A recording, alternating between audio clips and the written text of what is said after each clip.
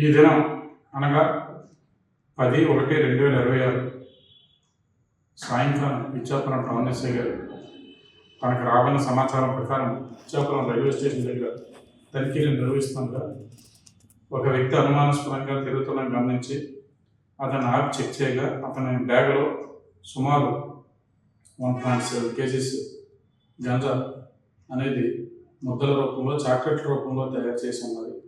అదేవిధంగా లూజ్ గంజా సుమారు 500 కేజీస్ ఉన్నది. అప్పుడు అతని యొక్క వివరాలు అడగ అతని పేరు గణేష్ పరిడా, ఖుర్దా డిస్ట్రిక్ట్ ఒడిస్సా వాసిగా తెలియజేశాడు.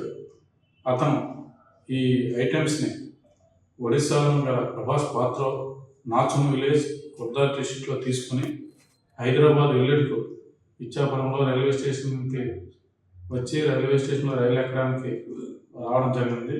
ఇంతలో తనిఖీలలో పట్టుబడ్డాడు. ఇతనిపై కేసు నమోదు చేసి దర్యాప్తు నిమిత్తం అదుపులోకి తీసుకోవడం జరిగింది. అదేవిధంగా రిమాండ్ నిమిత్తం ఇచ్చాపురం జేఎంఎఫ్సీ మేజిస్ట్రేట్ దగ్గర ప్రొడ్యూస్ చేయబడింది. Local to global news at your finger tips. మీ చేతిలో ఒక ఆయుధం.